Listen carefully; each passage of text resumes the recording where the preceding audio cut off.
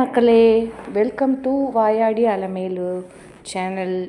இன்றைக்கி நம்ம என்னன்னாக்கா வைரலாக போயிட்டுருக்கிற இந்த ராகுல் டிக்கிங்கிற பையன் இறந்துட்டதாக சொல்கிறாங்க.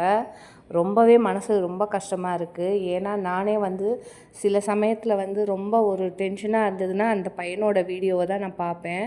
அவ்வளோ சூப்பராக பர்ஃபார்ம் பண்ணி நல்லா எல்லாரையுமே சிரிக்க வச்சுட்டு ரொம்ப நல்லாயிருக்கும் வீடியோ எல்லாமே. ஒன்று பார்க்கும்போது நமக்கு ஒவ்வொரு வீடியோஸ்லேயும் பார்த்திங்கன்னா டிஃப்ரெண்ட் கெட்டப் போட்டுட்டு எல்லாரையுமே ஹாப்பியாக சிரிக்க வச்சிட்ருப்பாங்க.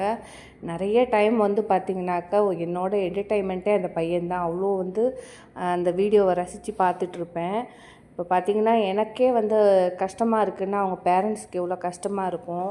அந்த பையன் பார்த்திங்கன்னா நாங்கள் இருக்கிற பொள்ளாச்சி பக்கத்தில் தான் இருக்கிறாங்க. எங்களுக்கும் கோயம்புத்தூர் பக்கத்தில் தான் இருக்காங்க. கவுண்டம்பாடிங்கிற ஒரு இடத்துல தான் ஆக்சிடெண்ட் ஆனதாக நியூஸ் வந்தது.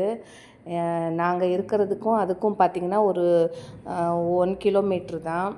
ரொம்பவே கஷ்டமாக இருந்தது. சரி என்ன பண்ணுறது, கடவுள் இந்த மாதிரி ஒரு சில பேரை நல்லவங்கள தான் கூட்டிகிட்டு போகிறாருங்கிற மாதிரி இப்படி ஆகிப்போச்சு. நம்ம எல்லாருமே எல்லாரையும் சிரிக்க வச்ச அந்த பையனுக்கு இப்படி ஒரு கஷ்டங்கும்போது எல்லாரையுமே எந்தளவு சிரிக்க வச்சாப்லையோ அந்தளவு மனசை ரொம்பவே கஷ்டப்படுத்திட்டாங்க. இந்த நியூஸ் கேட்டதுலேருந்து எனக்கே ரொம்ப கஷ்டமாக இருக்குது. நான் எப்போமாவது அந்த வீடியோஸ் கொஞ்சம் கஷ்டமாக இருக்கும்போது அந்த வீடியோஸ் பார்க்குற எனக்கே அந்த மாதிரி இருக்குது.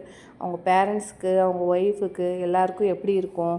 கல்யாணம் ஆகி பார்த்திங்கன்னா இப்போ தான் ஃபஸ்ட்டு 1 வருஷம் தான் ஆகுது. 1 வருஷத்தில் இப்போ தான் அவங்க ஒய்ஃப் ப்ரெக்னெண்ட்டாக இருக்காங்க.